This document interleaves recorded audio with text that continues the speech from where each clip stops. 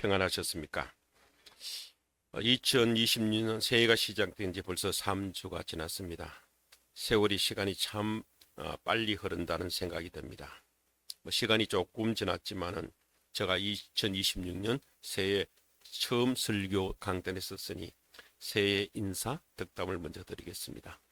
2025년 병원년 올 한 해도 모든 것을 예비하시고 인도하실 여호와 이레의 하나님께서 성도 여러분들과 여러분들의 가정에 그리고 섬기는 우리 아름다운 교회에 늘 감사가 넘치고 형통하고 강건하기를 축복합니다. 아멘.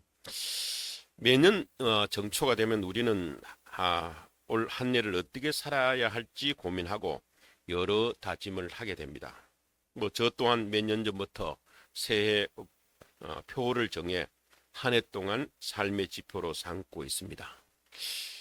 올해 금년 2026년은 시편 78편 7절에서 8절의 말씀, 그들로 그들의 소망을 하나님께 두며 하나님께서 행하시는 일을 잊지 아니하고 오직 그의 계명을 지켜서 그들의 조상들 곧 완고하고 패역하여 그들의 마음을 정직하지 못하며 그 심령이 하나님께 충성되지 아니하는 세대와 같이 되지 아니하게 하심이라 라는 이 말씀에 근거해서 올해는 소망을 하나님께 두자라고 정했습니다. 전쟁과 테러가 난무하고 지구온난화로 인한 기후위기, 정치의 부패와 분열, 제약으로 가득 찬 이 세대에 우리가 진정 소망을 둘 곳을 어디에 있겠습니까? 어디에 소망을 두고 살겠습니까? 그래서 저는 올 한 해를 하나님께 소망을 두기로 결단했습니다. 소망을 하나님께 둔다면 우리는 과연 어떤 삶을 살아야 할까요? 우리의 삶에서 실천해야 될 과제는 무엇일까요? 이런저런 생각을 해봤습니다. 이런 생각 끝에 하나님의 마음을 이해하고 하나님의 마음에 합당한 삶을 살아야겠다는 생각이 들었었습니다. 성경에서 하나님의 마음에 합당한 사람을 언급할 때 우리가 다 잘 알다시피 대표적인 인물이 바로 다윗 왕입니다.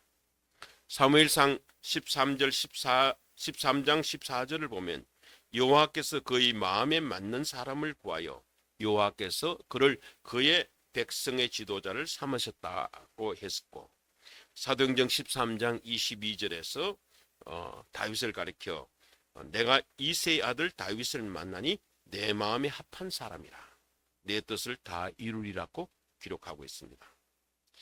하나님께서는 다윗의 정직한 회개와 겸손, 하나님에 대한 전적인 신뢰와 순종, 하나님을 갈망하는 예배자의 삶의 태도를 보시고 그를 합당한 사람으로 여겼습니다. 하나님은 사람처럼 외모를 보시는 분이 아니라 그 중심을 보시는 분이시기 때문이라고 사무엘상 16장 7절에서 말씀하고 있습니다. 성경이 말하는 합당함이라는 것은 도덕적인 완벽함이 아니라 하나님을 향한 올바른 방향성을 의미합니다. 넘어지더라도 다시 하나님께로 방향을 맞추는 삶이 바로 그 마음에 합한 삶입니다. 오늘 읽은 본문은 사도 바울이 로마 감옥 안에서 빌립보 교회를 향해 간절히 권면했던 핵심 메시지가 담겨져 있습니다. 하나님의 마음에 합당한 삶을 살기 위해서 우리 안에 하나님의 마음을 품어야 합니다. 사람의 행동은 그 마음의 생각에서 나오기 때문입니다. 우리가 신앙생활을 할 때 궁극적인 목표는 하나님의 마음을 느끼고 품는 것입니다. 물고기가 물이 없으면 살 수 없듯이 우리는 하나님의 은혜가 없으면 단 하루도 살 수가 없습니다. 하나님의 은혜를 구하려면, 하나님의 은혜를 받으려면 먼저 하나님의 마음을 얻어야 합니다. 하나님의 능력과 복을 구하기 전에 먼저 하나님의 마음을 알아야 합니다. 그러면 어떻게 해야 하나님의 마음을 얻을 수 있겠습니까? 사도 바울은 오늘 성경을 통해서 그 해답을 우리에게 알려줍니다. 5절의 말씀, 너희 안에 이 마음을 품어라. 곧 그리스도 예수의 마음이니. 예수 그리스도의 마음을 품는 것이 하나님의 마음을 얻는 핵심 방법이라고 사도 바울은 말하고 있습니다. 우리 안에 예수 그리스도의 마음을 품는다는 것은 무슨 의미입니까? 쉬운 성경에서는 이 구절을 예수님처럼 생각하고 행동합시다라고 번역하고 있습니다. 예수님처럼 생각하고 예수님처럼 행동하는 것이 바로 예수님을 믿는 것입니다. 예수님의 마음을 품는 것입니다. 하나님께서는 예수님처럼 생각하고 행동하는 사람을 기뻐하십니다. 예수님께서 우리에게 어떤 생각을 가지고 어떻게 살아야 인생을 잘 사는 것인지를 가르쳐 주시기 위해서 친히 이 땅에 오신 것입니다. 우리가 가져야 할 가장 선하고 착하고 좋은 마음은 예수님의 마음입니다. 예수님을 믿는다는 것은 예수님의 생각과 마음을 나의 생각과 마음으로 가지고 살겠다는 것입니다. 예수님을 믿는 사람의 판단 기준은 예수님이어야 합니다. 무슨 일이든지 가장 먼저 이 문제에 대해서 예수님은 어떤 생각을 하셨을까 하는 질문을 끊임없이 하는 사람이 바로 예수님을 잘 믿는 사람이고 예수 그리스도의 참된 제자인 것입니다. 우리는 하루에도 수만 가지 생각을 하고 삽니다. 그 중에는 욕심도 있고 분노도 있으며 나를 드러내고 싶은 교만도 있습니다. 하지만 오늘 성경은 우리에게 단호하게 말씀합니다. 예수 그리스도의 삶이란 내 마음을 비우고 그 안에 예수 그리스도의 마음을 채우는 과정이라고 말하고 있습니다. 그렇다면 우리가 품어야 할 예수님의 마음은 구체적으로 어떤 마음일까요? 첫 번째, 우리 성경에서는 낮아지는 마음, 스스로 낮추는 마음이라고 합니다. 하나님은 스스로 낮춘 겸손한 사람을 좋아하시고 겸손한 사람을 오히려 높이시는 분이라고 성경에서는 말씀하고 있습니다. 예수님의 마음, 그 첫 번째 특징은 낮아짐입니다. 빌립보서 2장 6절에서 7절은 이렇게 기록합니다. 그는 근본 하나님의 본체시나 하나님과 동등됨을 취할 것으로 여기지 아니하시고 오히려 자기를 비워 종의 형체를 가지사 사람과 같이 되셨고 라고 기록하고 있습니다. 예수님은 본래 하나님과 똑같은 삼위의 하나님으로 높은 자리에 계셨던 분이시지만 결코 높은 자리에 있기를 원하지 아니하시고 겸손하게 스스로 자기를 비워 낮아졌었습니다. 한없이 낮아져서 사람의 모습으로 인간이 되어 이 땅에 오셨다는 말씀입니다. 예수님은 영광의 본체이신 하나님이셨지만 자기의 권리와 기득권을 주장하지 아니하셨습니다. 성경은 그분이 비우셨다라고 기록합니다. 여기서 비우셨다라는 것, 비우다라는 것은 헬라어로 케노시스라고 하는데 이는 자신의 신성한 영광과 특권을 다 쏟아내고 가장 낮은 곳으로 내려오셨다는 깊은 의미를 담고 있습니다. 비우다, 버린다는 말은 지금까지 내가 사용해왔던 것의 사용을 중지하겠다는 말입니다. 더 이상 쓰지 않겠다는 말입니다. 그리고 비운다는 것은 단순히 마음을 비우는 것을 넘어 내가 가지고 있는 것을 드러낸다는 의미도 있습니다. 채우기만 하고 드러내지 않으면 고인물처럼 섞기 마련입니다. 받은 만큼 흘려보내야 아주 맑고 생기가 넘치는 연못이 되는 것처럼 말입니다. 그러나 우리가 가진 것을 드러내는 것은 말처럼 쉽지 않는 일입니다. 힘들고 어려운 일입니다. 우리는 조금만 손해봐도 억울해하고 남보다 조금이라도 더 인정받고 싶어 합니다. 그래서 성경은 우리에게 겸손을 강조하고 있습니다. 겸손은 히브리어로 아나와라고 하는데 낮은 마음을 뜻하고 문자적으로는 땅에 가깝다는 뜻을 내포하고 있습니다. 이런 자신을 가대평가하지 않고 하나님 앞에 자신이 피조물임을 인정하는 정직한 마음의 태도입니다. 나의 능력이 아닌 하나님의 은혜 없이는 아무것도 할 수 없음을 고백하는 것이 바로 겸손입니다.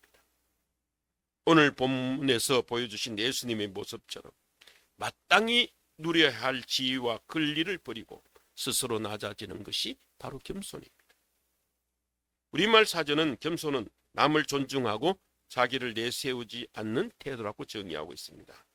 겸손은 타인을 존중하는 마음에서 비롯되고 자신을 낮춤으로써 자연스럽게 남을 나보다 더 낫게 여기고 진심으로 섬길 수 있는 근원이 됩니다. 하나님께서는 자신을 낮추신 예수님을 오히려 높이셨습니다. 우리가 자신을 낮출 때 비로소 하나님의 마음을 느끼고 경험할 수가 있습니다. 예수님께서 직접 하신 말씀 중에 겸손에 대한 구절이 많습니다. 누구든지 자기를 높이는 자는 낮아지고 누구든지 자기를 낮추는 자는 높아지리라고 마태복음 23장 12절에서 말씀하시고 있고, 진실로 너에게 이르노니 너희가 돌이켜 어린 나이와 같이 되지 않으면 결단코 천국에 들어가지 못하리라. 그러므로 누구든지 이 어린 나이와 같이 자기를 낮추는 사람이 천국에서 큰 자라고 마태복음 18장 3절에서 4절에 말씀하고 있습니다. 그리고 예수님은 인자가 온 것은 섬김을 받을 하나님이 아니라 도리어 섬기라 하고 자기 목숨을 많은 사람의 대속물을 주려 함이라고 마태복음 20장 28절에서 말씀하고 있습니다. 야고보서 4장 10절에서도 누구든지 자기를 높이는 자는 낮아지고 누구든지 자기를 낮추는 자는 높아지리라고 말씀하고 있습니다. 우리가 잘 알다시피 겸손의 반대 개념은 교만과 거만한 마음입니다. 여기에 대해서도 성경에서는 잠언이나 여러 곳에 많이 나오고 있습니다. 대표적인 말씀은 우리가 잘 아는 성경 구절 잠언 16장 18절에 교만은 패망의 선봉이고 거만한 마음은 넘어짐의 앞잡이라는 말씀이 있습니다. 겸손 곧 자기 낮춤은 하나님의 마음이시고 하나님이 세상을 움직이시는 중요한 원칙입니다. 예수님은 하늘 보좌를 버리고 종의 형체를 입으셨습니다.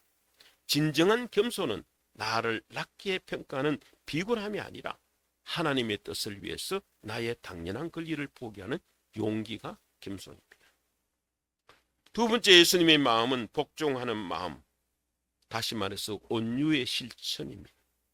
빌립보서 2장 8절에서는 사람의 모양으로 나타나사 자기를 낮추시고 죽기까지 복종하셨으니 그 십자가의 죽음심이라고 기록하고 있습니다. 예수님의 낮아짐은 단순히 인간이 되는 것에서 멈추지 않았습니다. 예수님은 제수의 개인이 달려 죽어야 할 십자가에서 죽기까지 하나님의 뜻에 완전히 복종하셨습니다. 성경은 예수님께서 어떻게 죽으셨는지에 대해서 자세히 기록하고 있습니다. 예수님께서는 사랑하던 제자 유다에게 배신당하고 그의 밀고로 체포당했습니다. 우리가 가진 것 중에서 가장 귀한 것이 사람이고 우리가 아끼고 끊어내지 못하는 것이 인간관계입니다. 사람에게 배신당했다는 것만큼 큰 상처는 없습니다. 그런데 예수님은 제자 유다에게 배신당했을 뿐만 아니라 가장 사랑하던 제자 베드로도 예수님을 3번이나 부인하고 다른 제자들도 모두 도망가 버렸습니다. 그리고 예수님께서는 마지막에 입고 계시던 옷마저 다 벗겨지고 피와 물까지도 쏟아셨습니다. 사람들에게 조롱받으시면서 마지막 자존심마저 다 버렸습니다. 이것이 바로 예수님의 온유의 극치입니다. 온유는 힘이 없어서 당하는 것이 아닙니다. 십자가 위에서도 12군단이 넘는 천사를 부를 수 있는 능력이 있었지만은 인류 구원이라는 하나님의 뜻을 이루기 위해서 그 힘을 절제하고 죽음을 받아들이신 것입니다. 내 뜻보다 하나님의 뜻을 더 중요하게 여기고 인정하는 것, 그것이 바로 우리가 품어야 할 예수님의 온유함입니다. 온유는 히브리어로 아나브라고 하는데 원래의 뜻은 길들여진 야생마를 의미합니다. 온유는 단순히 성격이 나긋나긋하고 약한 상태를 의미하지 않습니다. 고대 그리스에서는 야생마를 잘 훈련시켜 주인의 통제에 따르게 된 그 상태를 아나브라고 표현했습니다. 즉 통제된 강함을 의미합니다. 자신의 권리나 감정을 내세울 수 있는 힘이 있음에도 불구하고 하나님의 뜻을 위해 그 힘을 스스로 절제하고 내려놓는 태도가 바로 온유입니다. 온유는 하나님을 향한 태도를 말합니다. 외부의 고난이나 억울한 상황 속에서도 하나님을 신뢰하기에 불평하지 않고 묵묵히 받아들이는 마음의 상태가 바로 온유입니다. 겸손이 하나님과 자신을 바라보는 관점이라면 온유는 주로 타인과 상황에 대하는 태도를 말합니다. 겸손이 자기 낮춤과 정직함이 핵심이라면 온유는 힘의 절제와 부드러움이 핵심입니다. 겸손은 자기 비하가 아니라 자기 이점이고 온유는 약함이 아니라 길들여진 강함을 의미합니다. 예수님은 온유와 겸손의 완벽한 모델이십니다. 마태복음 11장 29절에서 예수님은 자신을 가리켜 나는 마음이 온유하고 겸손하니 나의 명예를 메고 내게 배우라고 하셨습니다. 예수님께서는 온유와 겸손 이 단어를 함께 사용하시며 자신의 성품을 정의하셨습니다. 겸손이 내면적인 뿌리라면 온유는 그 뿌리에서 나오는 삶의 열매라고 볼 수가 있습니다. 저도 예수님의 성품을 닮고 싶어서 30년 전 40살 40살이 되면서 저희 삶의 모토를 온유와 겸손으로 정하고 이를 실천하려고 여러 가지 노력을 했었습니다. 이 온유와 겸손이 평생 저의 삶의 목표고 제가 평생 하고 있는 기도 제목입니다. 30대까지는 많은 일을 하였고 성과물도 꽤 있었고 동료들보다 성진도 빨라 한때는 기고만장하고 교만한 때도 있었습니다. 제가 옳다고 생각한 일을 강하게 주장하기도 하고 이 일을 제대로 하지 못하는 직원들을 무시하고 질책하기도 했었습니다. 저는 이것이 국민의 세금과 성금으로 일하는 우리 직장에서 당연히 가져야 할 태도이고 책무라고 생각했습니다. 그러다 보니 주변 사람들이 저를 어렵게 생각하고 불편해하는 느낌을 받았습니다. 어느 날 성경을 읽다가 골로새서 3장 12절에서 13절의 말씀에서 그러므로 너희는 하나님이 택하사 거룩하고 사랑받는 자처럼 긍휼과 자비와 겸손과 온유와 오래 참음을 옷 입고 누가 누구에게 불만이 있거든 서로 용납하여 피차 용서하되 주께서 너희를 용서한 것처럼 너희도 그리하고 이 모든 것 위에 사랑을 더하라는 이 말씀이 제 가슴에 와닿았습니다. 그리고 에베소를 읽는 도중에 로마 감옥에 갇힌 사도 바울이 사랑하는 에베소 교인들에게 주 안에 갇힌 내가 너희를 권하노니 너희가 부르심을 받은 일에 합당하게 행하여 모든 겸손과 온유로 하고 오래 참음으로 사랑 가운데 서로 용납하라는 그 근면을 발견했습니다.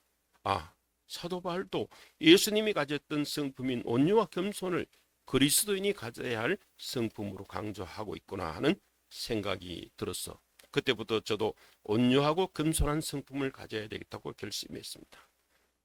카톡 프로필에도 온유와 겸손을 넣고 늘 묵상하고 기도했습니다. 그러나 사람의 성품이 하루아침에 결심한다고 바꾸는 것이 아니었습니다. 그러나 그래도 조금씩 변해가다가 60살이 되니 이전보다 훨씬 겸손해지고 온유해진 것 같았습니다. 70이 넘은 지금도 여전히 부족하고 가끔 옛 본성이 불쑥 튀어나와 저 자신도 당황할 때가 있지만은 젊었을 때보다는 훨씬 온유하고 겸손해진 것 같습니다. 저는 인간관계에서 이런 온유와 겸손을 바탕으로 몇 가지 원칙을 지키려고 노력하고 있습니다. 있을 때 잘해주고 내가 남을 도와준 것은 잊어버리고 그러나 내가 신체 진 일은 꼭 기억하고 감사를 잊지 말자. 내가 지금까지 한 일은 내가 한 것이 아니라 하나님이 나를 통해 하신 것이다. 내가 저 사람을 도와줬다고 저 사람에게 내가 대우받을 게 아니다. 내가 저 사람을 도와준 것은 하나님께서 저 사람의 기도를 들어주시고 저 사람에게 복을 주시려고 나를 통로로 삼고 도구로 삼으신 것이니 나에게는 아무 공로가 없다는 이런 마음을 가지고 살려고 했었습니다. 무슨 일을 결정할 때 첫째 이 일은 하나님께 영광이 되는 일인가? 둘째 이 일이 이웃과 많은 사람들에게 유익이 되는 일이냐? 그리고 세 번째 이 일이 나에게 기쁨이 되는 일인가? 하는 순서로 결정하려고 했었습니다. 4년 전 오래 다니던 직장에서 정년 퇴임하면서 앞으로 무슨 일을 하든지 높은 자리나 좋은 보수, 돈을 많이 주는 자리는 가급적 피하자고 생각했습니다. 이제 이런 자리는 나의 것이 아니고 나보다 젊은 후배들의 것이다. 내가 이런 자리를 원하는 것이 가욕이고 교만이다. 그리고 좋은 상승을 좋아하지 말자. 내가 이미 많은 것을 누렸지 않겠느냐. 이제 내 나이에 맞게 겸손하게 주신 것에 만족하고 감사하면서 살자라고 다짐했었습니다. 그래서 지금 일하고 있는 NGO에서도 이사장 자리를 권유받았지만은 내가 이사장을 하는 것보다는 내가 실무 경영을 하는 것이 나한테 알맞는 일이다라고 생각해서 지금은 실무 경영을 책임지는 상임 이사의 자리를 가지고 열심히 하고 있습니다. 그런데 한 2달 전에 나에게도 또 도전이 되는 사건이 생겼습니다. 지난해 11월에 꽤 이름 있고 역사가 오래된 사회복지법인에서 상근 회장직을 제안받았습니다. 지금 몸담고 있는 단체보다 훨씬 규모도 크고 연간 예산이 한 8,900억 정도쯤 되고 직원도 수백 명이 되고 있습니다. 산하시설 또한 수십 개 이르고 거기에 대한 저한테 대한 보수 이런 것도 현재 받는 것보다 2배 이상이고 게다가 차도 주고 이런 단체였습니다. 그리고 사회복지 기관이다 보니 내가 오랫동안 했던 일이고 업무도 익숙하고 주변에도 아는 사람이 많아 일하기도 그리 어렵지 않을 것 같았습니다. 그래서 가족들과 가까운 지인 몇 사람들에게 의견을 물어봤더니 모두 좋은 기회다. 하나님께서 당신에게 수고했으니까 복을 주려고 그런 좋은 자리를 이제 마지막으로 주구나. 그리고 나이도 있으니 마지막 기회라고 이런 긍정적인 반응을 보였습니다. 이 문제를 두고 저는 간절히 기도했습니다. 하나님께서 저한테 직접적인 응답은 주시지 않았습니다. 그러나 제 마음속에 오랫동안 자리 잡은 온유와 겸손에 대한 다짐, 정년퇴임 당시에 세웠던 초심, 그리고 지금 현재 제가 몸담고 있는 NGO의 어려운 상황들을 고려할 때 그 자리에 가지 않는 것이 옳다는 판단이 들었습니다. 그렇게 결정하고 나니까 마음이 평안해져서 해외 출장을 편안한 마음에서 갔다 왔었습니다. 무엇보다 그 자리는 저가 아니라도 많은 사람들이 원하는 자리고 그 일을 감당할 수 있는 인재들은 수없이 많을 것 같습니다. 그러나 현재 제가 있는 곳은 일하기도 어렵고 보수도 그리 많지 않아 지원자도 없고 그래서 이 일을 지키는 것이 제가 해야 될 마땅한 도리라고 하니 그 자리가 그리 아쉽게 느끼지는 않았습니다. 그런데 한 3일 전 지난주 목요일 날 점심시간에 우리 집 회계감사하신 분하고 같이 밥을 먹는데 저 아끼던 후배로부터 또 새해 인사 겸 안부 전화가 왔습니다. 예전에 모금했을 때 저가 데리고 있던 부하 직원이었고 그 위에 보건복지부 산하기관에서 일하다가 1년 전에 정년퇴직해서 지금은 여러 군데 가서 이것저것 일을 하고 강의를 하고 있는 후배입니다. 이 친구도 크리스찬이죠. 그 친구가 바로 제가 제안받았던 그 단체 회장에 공모해서 다음 달 취임한다는 소식을 저한테 전해줬습니다. 물론 그 친구는 그 자리가 저한테 먼저 제안이 왔다는 사실을 전혀 모르는 상태죠. 저는 진심으로 축하해주고 잘할 것이라고 격려해 주었습니다. 그 소식을 들으면서 섭섭한 마음보다 기쁨이 더 컸습니다. 이것이 하나님 뜻이구나. 하나님의 역사는 이렇게 해서 다음 세대로 흘러가는구나 하는 생각이 들었습니다. 성경은 온유하고 겸손한 자에게 하나님께서 복을 주신다고 약속했었습니다. 이는 겸손과 온유의 성품을 가진 자들에게 주는 영적인 축복입니다. 마태복음 5장 5절에서는 예수님께서 산상수훈을 통해서 온유한 자는 복이 있나니 그들이 땅을 기업으로 받을 것임이라고 약속했습니다. 잠언 22장 4절에서도 겸손과 여호와를 경외함의 보상은 재물과 영광과 생명이라고 말씀하고 있습니다. 야고보서 4장 6절에서도 하나님이 교만한 자를 물리치시고 겸손한 자에게는 은혜를 주신다라고 기억하고 있습니다. 이처럼 우리가 스스로를 비우고 낮아질 때 그 다음은 하나님께서 일하십니다. 세상은 스스로를 높여야 성공한다고 말하지만 성경의 원리는 다릅니다. 성경은 스스로를 낮출 때 하나님이 높이신다라고 가르칩니다. 예수님께서 철저히 낮아졌을 때 하나님은 그를 만유의 주제로 높이셨습니다. 예수님이 죽기까지 자신을 낮추었더니 하나님이 그를 지극히 높여 모든 이름 위에 뛰어난 이름을 주셨다라고 9절에서 말씀하고 있습니다. 하나님이 높여주셔야 그 높임이 진정 영예로운 것입니다. 사람의 칭찬과 인기는 거품과 같습니다. 사람에게 박수 갈채를 받고 칭찬을 받는다 해도 그것이 어느 날 손가락질과 비난으로 돌아올 때가 있습니다. 사람들에게 높여졌다가 배신을 당하고 감옥에 가고 비참한 종말을 맞는 이들을 우리는 수없이 많이 보아왔습니다. 그러나 하나님께서 높여주시는 것은 영원하는 것이고 이거야말로 완전한 것입니다. 그러므로 진정 높아지기 위해서는 기꺼이 낮아져야 합니다. 죽기까지 자신을 낮춘 예수님을 본받아 더욱 낮아지고 또 낮아질 때 하나님께서 우리를 높여주실 것입니다. 예수님께서 스스로를 낮추신 결과 빌립보서 2장 10절에서는 하늘에 있는 자들과 땅에 있는 자들과 땅 아래에 있는 자들로 모든 무릎을 예수의 이름에 꿇게 하셨다고 말하고 있습니다. 하나님의 능력은 우리가 비운 만큼 채워주십니다. 내가 하나를 비우면 하나님의 능력이 하나만큼 채워지고 내가 열을 비우면 하나님의 능력이 열만큼 채워주십니다. 하나님의 능력을 채우려면 먼저 우리가 가진 것을 버려야 합니다. 예수님께서도 모든 것을 비워냈더니 하나님께서 그에게 능력을 주셨습니다. 모든 사람이 그 발 아래 무릎을 꿇게 하셨습니다. 그 결과가 어떻게 됐습니까?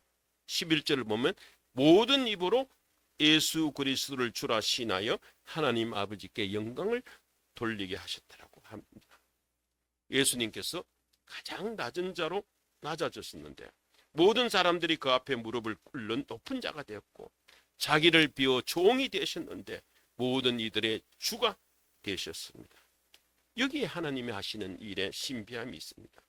그래서 사람들은 하나님이 하시는 이와 같은 신비한 일을 보고 하나님께 영광을 돌리게 되었다고 합니다.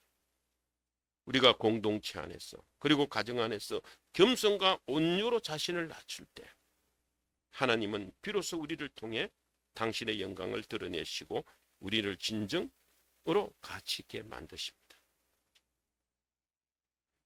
사랑하는 아름다운 교회 성도 여러분, 설교를 마치면서 여러분들에게 질문을 던집니다. 지금 여러분들의 마음속에는 무엇이 가득합니까? 혹시 나를 증명하려는 고집과 남을 이기려는 교만이 있지는 않습니까? 사도 바울은 오늘 말씀을 통해서 우리에게 도전합니다.